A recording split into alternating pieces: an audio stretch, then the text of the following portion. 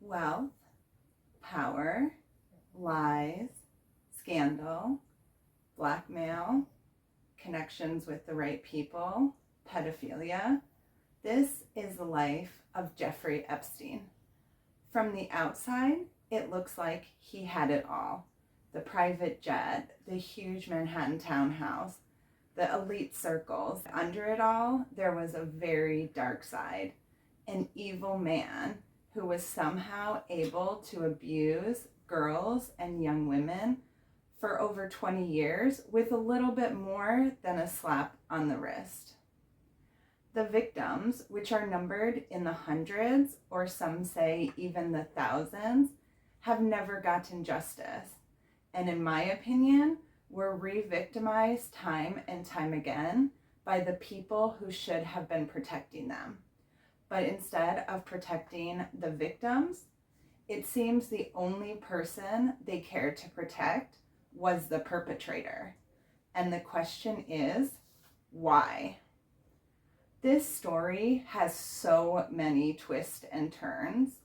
So today's video, I'm gonna just do a timeline trying to get all the information out to you. So if you want to see the next couple of videos to get the full story, make sure you like this video and subscribe. Jeffrey Epstein was born on January 20th, 1958 in Brooklyn, New York. He has one younger brother, and he is from a working class family. He graduated high school in 1969 at the age of 16. So, a smart guy, obviously. In 1974, he was hired as a teacher at the Dalton School in Manhattan. Although he didn't have a degree, he did begin college. He was able to work as a teacher and taught physics and math. When he was let go in 1976 for poor performance, although it's been alleged he was inappropriate with the female students. I know, such a surprise. He started working at Bear Stearns, which is a financial banking company, and he actually had met the CEO, a man named Alan Greenberg, when he was working at the Dalton School, as Alan's son was one of his students or a member at the school. When he started at Bear Stearns, he was a very low-level employee, but in 4 years, by 1980, he had actually moved up to limited partner. But he was asked to leave in 1981 because of a violation. Although he was let go pretty suddenly, he did stay close with Alan Greenberg, a client of Bear Stearns, all the way until the eventual collapse in 2008. In 1981, he actually started his first firm, and it was called International Assets Group. It gets a little murky exactly what his business dealings were at this point and his money, his financial situation. But I guess he had told people around this time he was essentially a bounty hunter for the rich. He tells people that he is an intelligence agent, and a few people have reported that they did see a fake passport that he had that was an Austrian passport. It said his country of residence was Saudi Arabia, which during this time it's also reported that he was doing business with the Saudi businessman who was a middleman in this Iran-Contra scandal that ends up erupting in the US government. So the mid to late 80s is when Epstein's social circle really expands. He meets two businessmen that are pretty important. One is named Stephen Huffenberg and the other Leslie, a lot of people call him Les Wexner. He also meets Jean-Luc Bernot, a French modeling agent, Elaine Maxwell, Donald Trump, and probably Bill Clinton, although the exact time of meeting Bill Clinton is a little bit vague. In 1987 to 1989, Epstein worked for Stephen Huffenberg, Tower Financial Corporation. In 1994, this Tower Financial Corporation actually implodes as the biggest Ponzi scheme up to that time. Because Jeffrey Epstein had left in 1989, he is not charged or really investigated with the crimes that happened during this implosion and Ponzi scheme. But Stephen Huffenberg, until his death, has always maintained that Jeffrey Epstein was even the brains of the operation and definitely knew what was going on and was helping with this scandal. Also in the late 1980s, Jeffrey Epstein meets Jean-Luc Bernot. As I mentioned, he is a French modeling agent. He was featured on a 1988 Diane Sawyer Dateline interview looking into the way that models were being treated at the time, that they were given drugs, that they were being sexually assaulted. And in 2004, it's reported that Epstein gives Bernal up to $1 million to start his own modeling agency, MC2.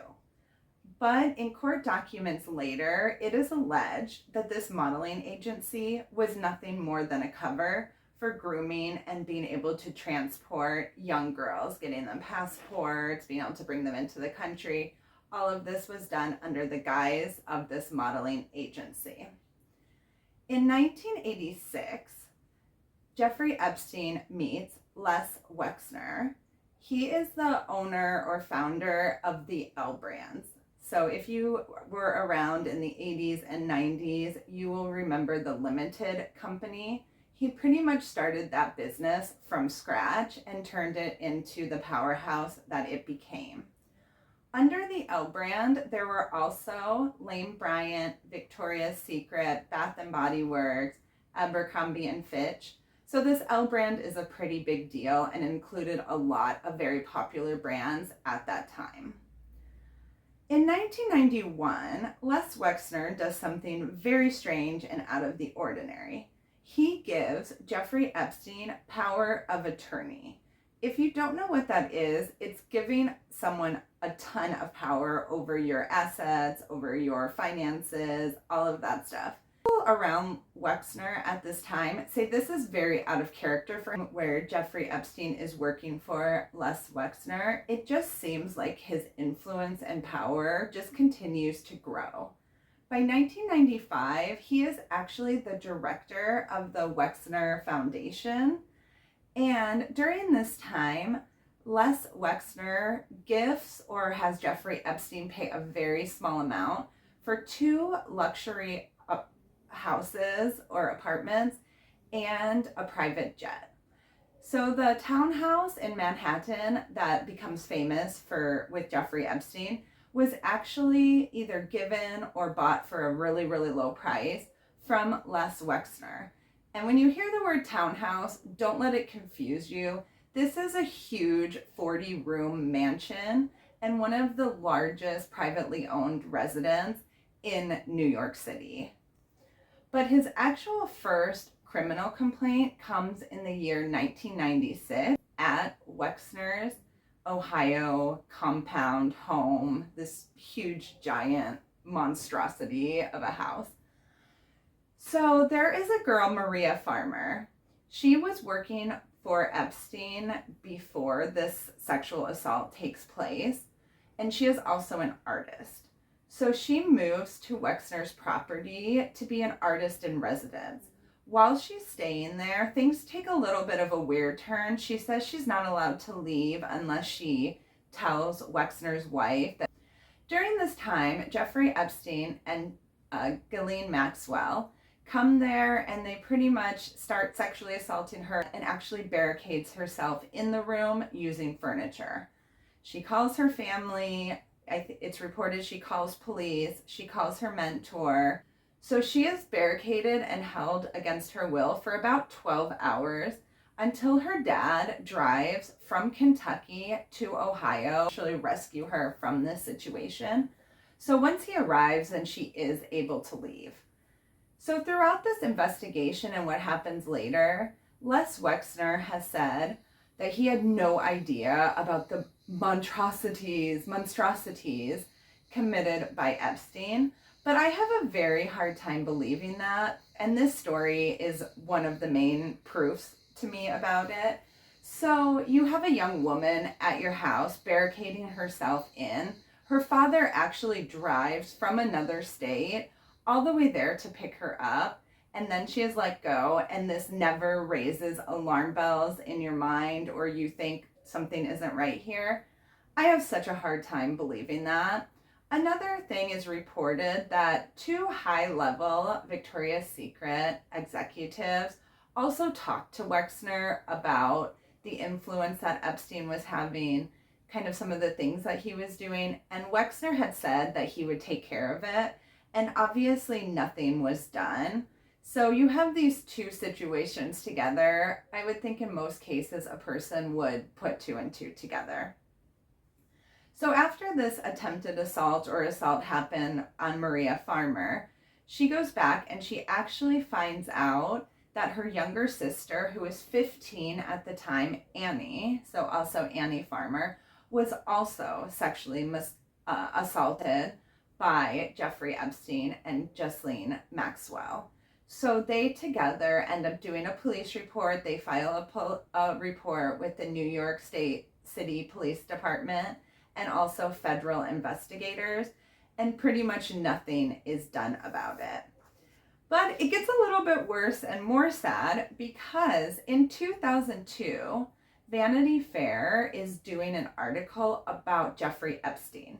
And the reporter somehow, I think it's through like a friend of a friend, hears a little bit about this story about Jeffrey Epstein assaulting these 2 young women, finds them and interviews them.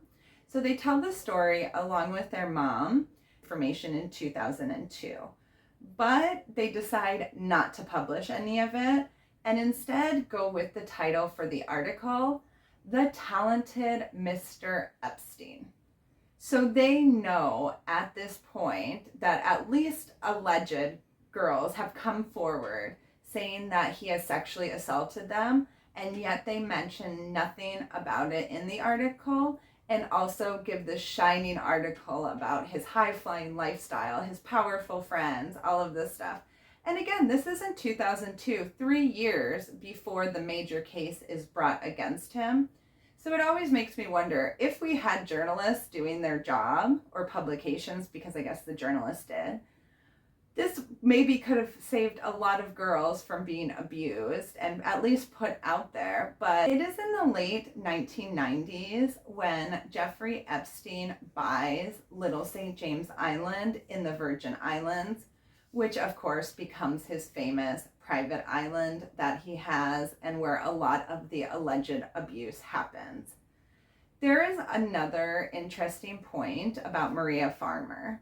So before this sexual assault, she was at Jeffrey Epstein's New York townhouse. While she was there, she alleges that he took her into this private room, kind of like a hidden room, where she saw security cameras of the guest bedrooms and some of the bathrooms in his house. And she said there were monitors, there were men watching these cameras, and she saw all of this firsthand. Throughout all of this and what comes after, Virginia Giuffre is one of the most outspoken victims against Epstein and his powerful friends. So she actually first meets Ghislaine Maxwell at, this will be a shocker, Mar-a-Lago at all places. So Virginia is working as a spa assistant or attendant in the 2000. She is working there, and Ghislaine Maxwell approaches her, tells her about Epstein, that he would pay for her to become a licensed massage therapist, really gives her like the best part of the story, and takes Virginia Giuffre to meet him. She ends up staying and kind of traveling with the 2 of them from the year 2000 until about 2002. And she travels extensively with them from Palm Beach to his island, to New York, to his house in New Mexico, abroad. Obviously, we know the London incident that has become very infamous. So she is traveling with them for a long time. She describes this time as pretty much feeling like a platter of fruit that was passed around from Epstein, his friends and associates. She has said she was responsible for giving them massages and engaging in sexual activity. So in 2005, this is when the huge breakout case that really should have put him in jail, if not for the rest of his life, for the most of his remaining life. So what happens is the Palm Beach Police Department, they are contacted by a stepmom of a 14-year-old girl. She tells them that her stepdaughter was given $300 to massage a wealthy man in Palm Beach, and that she was sexually assaulted while doing this massage. When the Miami police start investigating this first, just the one instance, they end up finding it's like a pyramid scheme of sexual assault, if that is even a thing, but it was. So what would happen is when Epstein is charged, there are also 4 named co-conspirators. The 4 named co-conspirators are all women. These 4 women will find and kind of groom girls to come to Epstein's home and give him massages. While they're giving him the massages, he usually ends up being naked, turns around, starts to masturbate or doing stuff like that in front of the girls. And then the sexual assault kind of goes from there. Some girls flat out deny it, some are scared and end up participating a little. Sometimes he just rapes the girls or they have no choice. It's pretty gross and terrible things. But what he does after is he gives them money, so they're usually always paid for it, a few $100s. And then he tells them if they bring someone they know, a friend, an acquaintance, he will pay the other girl to give him a massage, but he will also give the girl who brought her the money as well. So if I bring a friend, I will get $200 and not do the massage. My friend would do the massage and she would also get the $200. So the police start their investigation, and the main people with this investigation are Palm Beach Police Detective Joseph Recarey and former Palm Beach Police Chief Michael Ritter. And I am so thankful that these 2 people were actually put on the case, because there is so much injustice done and the victims are treated absolutely terrible by the prosecution. But it does seem like these 2 men really understood the depth of what was going on here and also really did try to fight for the victims. They were just pretty much shut down at every turn. So they're the ones that end up finding out about the pyramid scheme. They also end up getting the trash from Jeffrey Epstein's house and going through it, where they do find many different photographs of young girls and women. And some of the pictures are actually girls that they have already interviewed. January 20th, 2005, Jeffrey Epstein's Palm Beach mansion is actually searched. During the search, they find 2 hidden cameras in his house, notepads with the girls' names and phone numbers for getting in contact later. But they do feel like he was tipped off because the hard drives of the computers are taken. And so during this time, once the investigation really gets going, it is reported by the victims, the police, these officers that I told you about, and even lawyers for the victims, that like the intimidation and bullying really begins. There's investigators hired by Jeffrey Epstein staying outside their house. They're getting ran off the road. They're getting their trashes looked through. Every time it is brought up, they are then again threatened. They are followed. It's like they are made to like move and leave and feel unsafe multiple times, and nothing is ever really done about it. So it's like they put them almost through this torture over and over and over again just to keep sweeping it under the rug.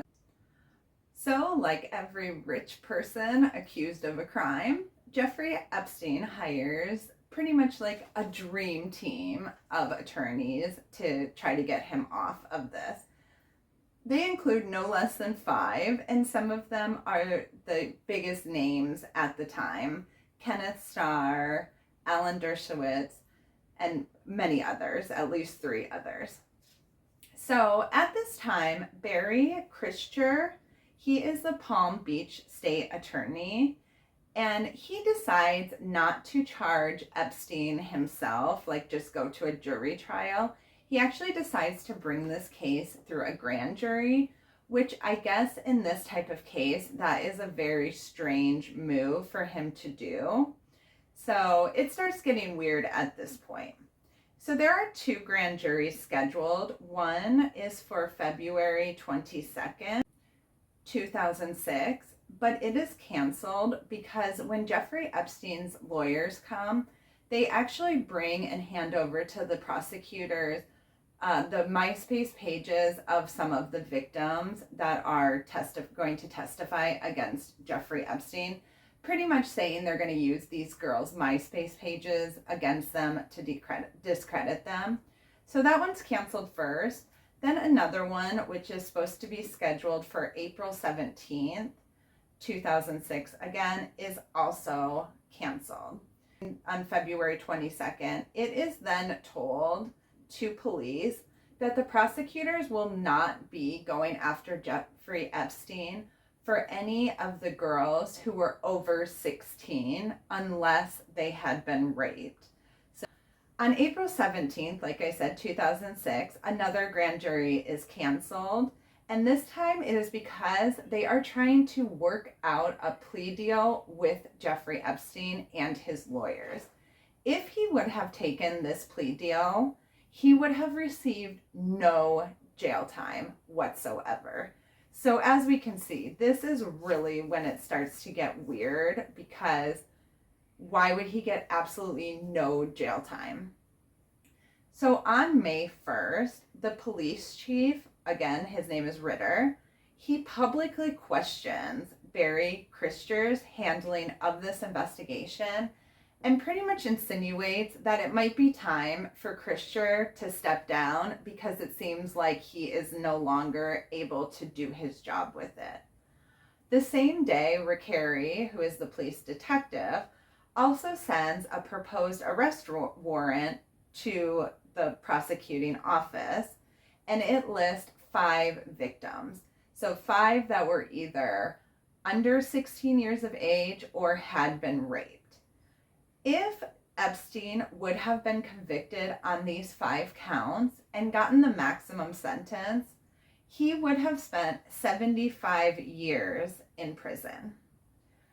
On May 23rd, Rickeri and Ritter contact and start working with the FBI because they are so concerned about the way the prosecutors are handling this. On July 19th, 2006, they finally go to the grand jury, but out of the 5 victims, they decide to only call 2. And a woman by the name of Lana Belholovic takes the case, and she is the one who takes it in front of the grand jury. The grand jury is different than a normal jury trial because you don't have like the prosecution and the defense arguing, both calling witnesses. It's actually just the prosecution, and they're talking to the victims and they are asking them questions, and then also the jury can ask more questions to the victim than they would in like a normal jury trial. And pretty much what happens is this lady just destroys her own witnesses on stage, these victims. So the one girl was 14 when the sexual assault happens, and she asked her a few times very specifically about her age. And when the girl says that she was 14, She like keeps on saying something about like almost, well, you were almost 15 or just shy of 15. Okay, let me do the math. Just shy of 15 is 14. Like, why are we splitting hairs here? And again, this isn't the defense questioning the victims. This is the prosecutor. Another one, so you pretty much know what you were doing is prostitution, correct? So in front of the jury, who is then going to hand down the indictment against Jeffrey Epstein, whichever way they go, she is pretty much telling the girl that she is a prostitute in front of the jury. And the other one, she's also trying to discredit. So to me, this is just unbelievable and unthinkable. So the grand jury does indict Jeffrey Epstein, but they only indict him on one count of solicitation of prostitution, which is the same thing that a normal John would get trying to solicit a adult sex worker. So the girl's age did not come into account, and also that there were multiple victims did not come into account as well. On July 23rd, Jeffrey Epstein is arrested. He spends one night in county jail and he posts a $3,000 bond. During the same time, in July 2006, the FBI really begins their investigation, and it is reported that they actually have a 53-page indictment and that they found 36 victims. So around this time with the grand jury, once he is indicted, then these secret talks begin.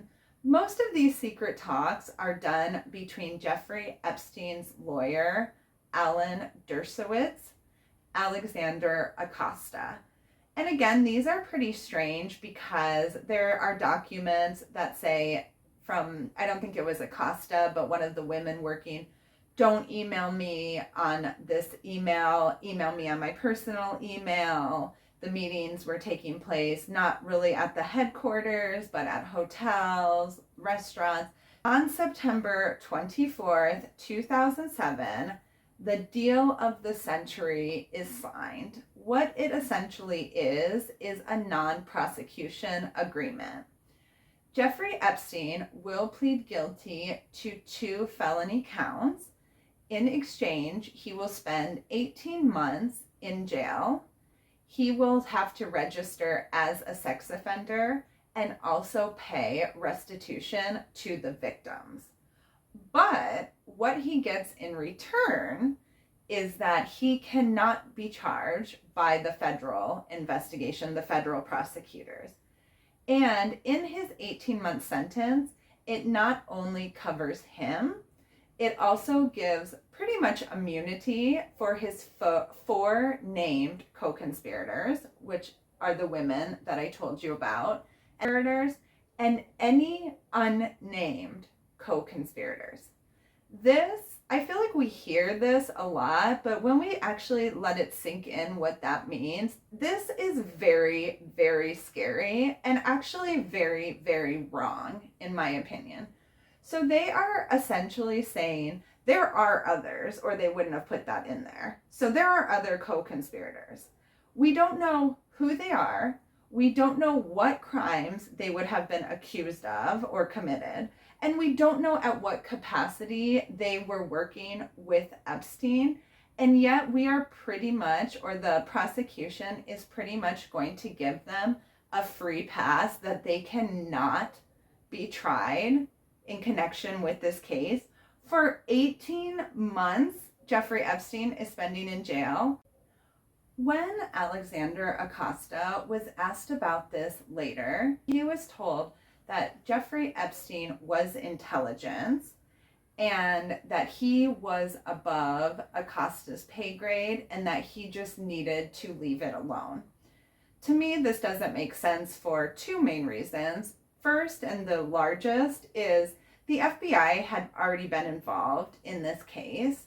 So if it is above his pay grade, why not pass this information on to the FBI and let them deal with it because it is the FBI's pay grade to look into this. And two, so if someone is intelligent in our country, they can go around and sexually assault and molest our young girls and children and get away scot-free. That's now the standard that we use in the US.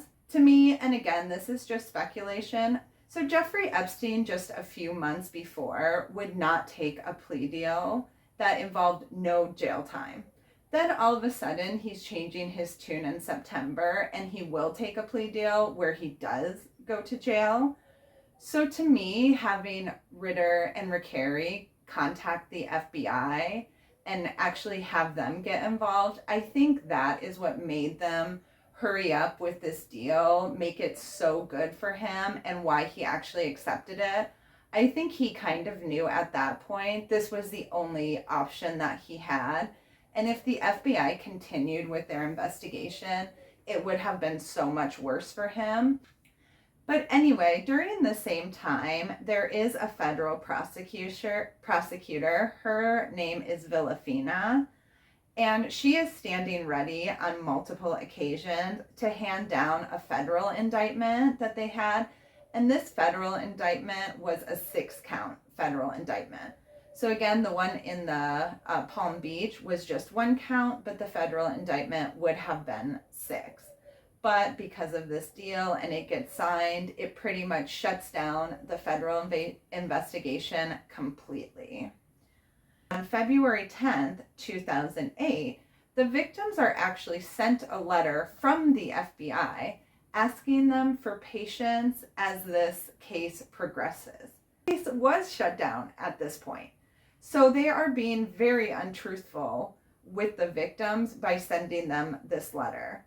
And actually, one of the main points in the non-prosecution agreement that Jeffrey Epstein's lawyers argue time and time again is that this needs to be kept secret from the victims, and the court documents from this need to be sealed. Keeping a plea agreement like this from the victims is illegal. They should not have been able to do this.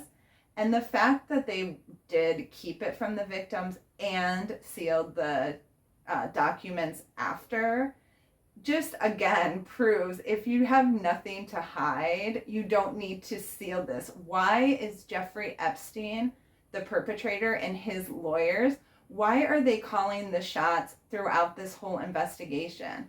What they say is pretty much going. So like everything, the prosecution has a reason why they didn't tell the victims.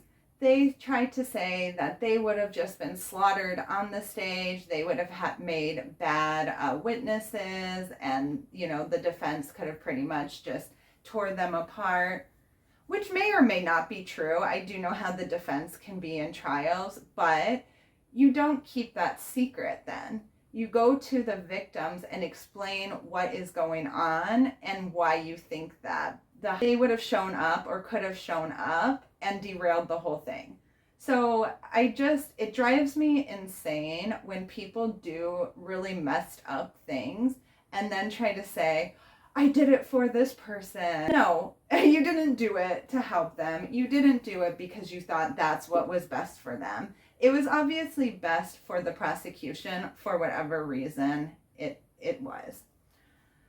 So on June 30th of 2008, Jeffrey Epstein finally pleads guilty to 2 felony counts.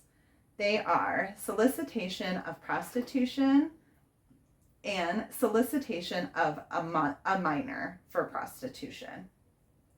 So normally someone who is either convicted or pleads guilty to these types of crimes would be sent to prison, obviously, but not Epstein. No, he could not go to prison. He is kept at the county jail in Palm Beach.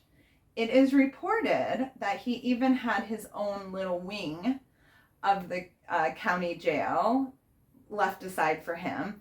His door was typically left unlocked. He could bring in his own private chef.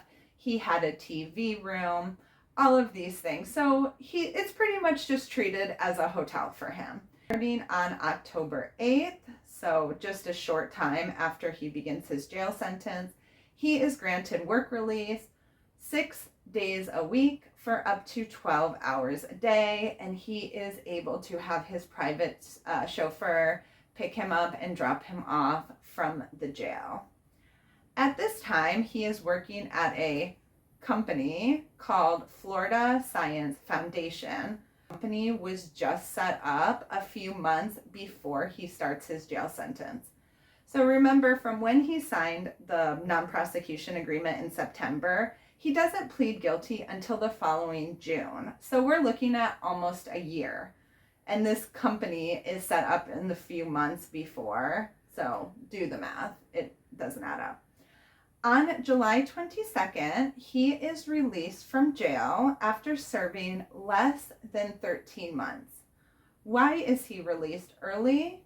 It is for good behavior, which I find so funny. He was never there. He literally was gone 6 days a week, 12-hour days. If he had bad behavior or any other kind, I would really question it. He gets out of jail. He has many lawsuits that he ends up settling, civil suits that he ends up settling with more and more victims. And this is just a side note, but I think it just shows like how unfair this case is.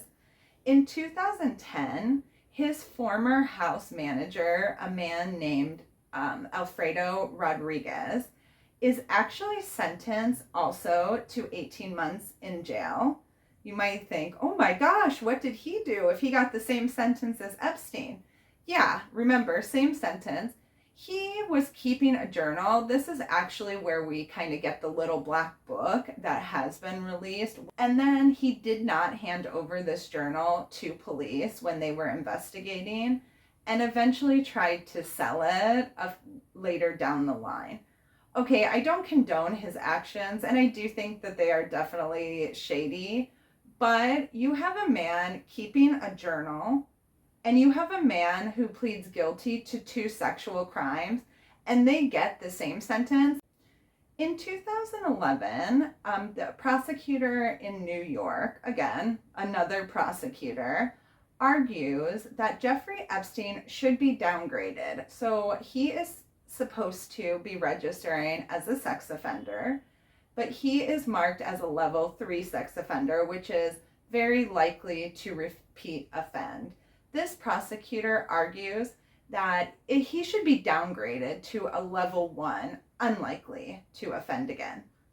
The FBI had 36 girls and women who had made allegations against him. And you're trying to tell me you do not think that this man is a danger to society? The judge does deny it, but in my opinion, it doesn't even matter, because sex offenders are supposed to, or are required to, register every 90 days. And Jeffrey Epstein never registers. He spends 1 year on house arrest, which for the average person means spending your time in the house. Not for Jeffrey Epstein. He is allowed to travel pretty freely. He can go to New York. He can go to his house on Little St. James. He just has to be back in 24 hours. And when he is in Palm Beach, he is still allowed to go shopping, walk on the promenade to get his fresh air. There were people following him that saw him going to hotels to do meetings, going to restaurants. All of these things were reported, and again, nothing was done about it at all. After he gets out of jail, once he settles these lawsuits, he kind of does go back into just having a pretty normal life for a while. Everybody kind of forgets about it. But on November 28th, 2018, the Miami Herald publishes an extensive investigation, and it really brings this case back into the spotlight and brings a lot of controversy to the government's handling of this case, and especially Alexander Acosta. In this investigation, there is a woman, her name is Julie K. Brown, and she actually speaks to around 80 women and girls who were abused between the year 2001 and 2006. On July 6th, 2019, Jeffrey Epstein is actually re-arrested at the New Jersey airport. So he is arrested there and he is charged with 2 federal sex crimes: sex trafficking of minors and conspiracy to commit sex trafficking of minors. At this time, Alexander Acosta was the Secretary of Labor, and because of the backlash that he receives, he is forced to resign from that position. The same day, his Manhattan home is searched, and they find hundreds, if not thousands, of photos of either nude or partially nude girls. Also, inside a locked safe, it has been reported that there were many compact discs that would say young, and then in parentheses, the name of the girl, plus in parentheses, the name of the perpetrator and the date. So I think that's where like this list and everybody wanting to know and knows that there's more information that they have comes from some of the things that they have found in the searches. And again, this really ties in with what Maria Farmer had said from 1996, that she had seen this room and him recording firsthand. Inside the safe, there was also $70,000 cash, 48 diamonds, and the Austrian passport that we had heard about before that actually did have multiple entry and exit stamps on it.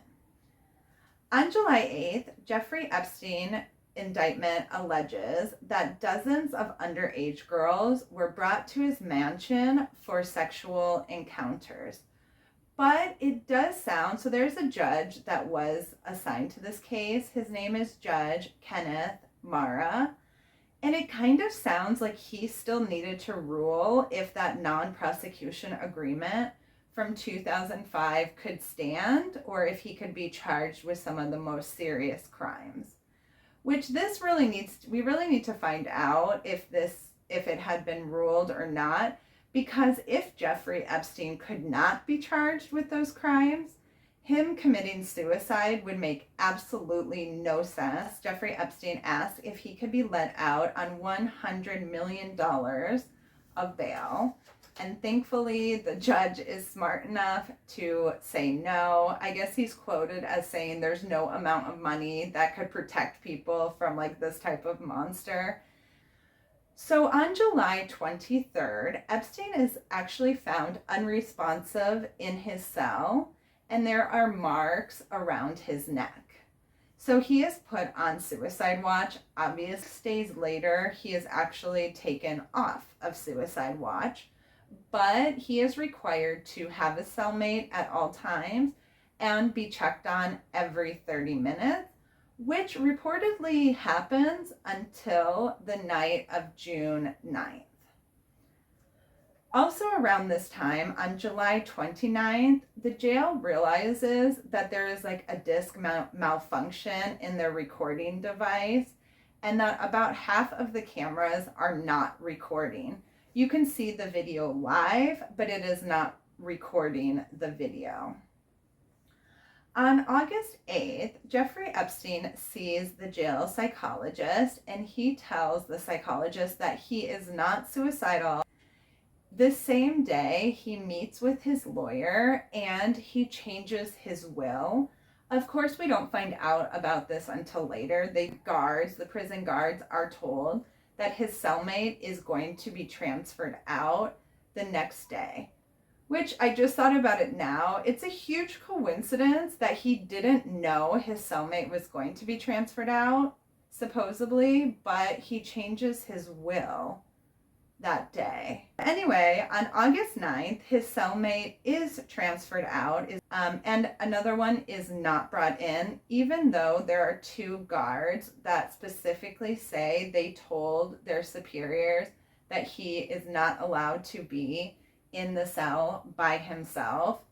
Nobody is brought in.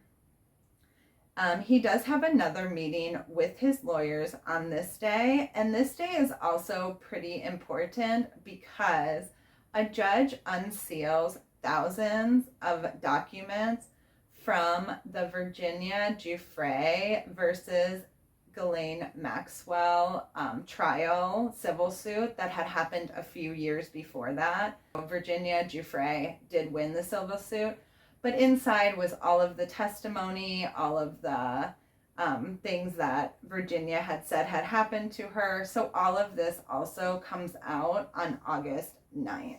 Starting at 4 p.m. on the 9th, the staff does not do their inmate check. And this goes on pretty much all night. So 4 o'clock, they don't check it. 10 o'clock, they don't check it. 12 a.m., they don't check it. 3 a.m., they don't check it. So throughout the night, they're not doing their checks. 7 p.m., Jeffrey Epstein actually asked to make an unmonitored phone call, which of course is not allowed, but because it's Jeffrey Epstein, anything is possible anywhere. So he does make this unmonitored call. He states that he's going to call his mom, but she has been dead for years at this point, and it's assumed that he calls his girlfriend. I think now they have the phone number, but they have no idea what was said. So in these times when they are not doing the inmate counts, they are also not checking on Jeffrey Epstein every 30 minutes like they are supposed to.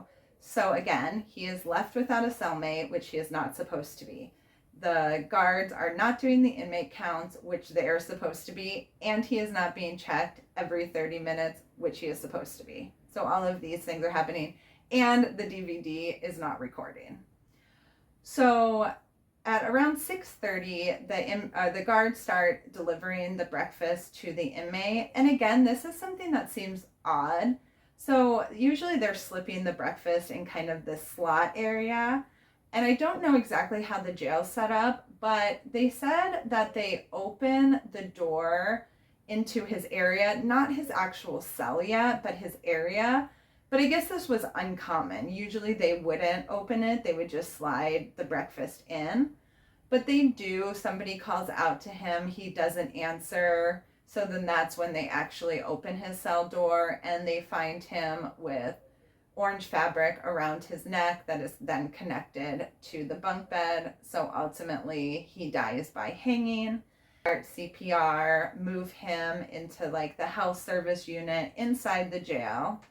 An ambulance is called right away. The ambulance arrives around 7:10. They take Epstein to the New York Presbyterian Hospital in Lower Manhattan, where he is pronounced dead at 7:36 in the morning, and this would be on August 10th. While all this is going on, the jail forgets to recover the video from the DVD recording device. So again, I understand human error comes into play sometimes, and like certain things can be missed.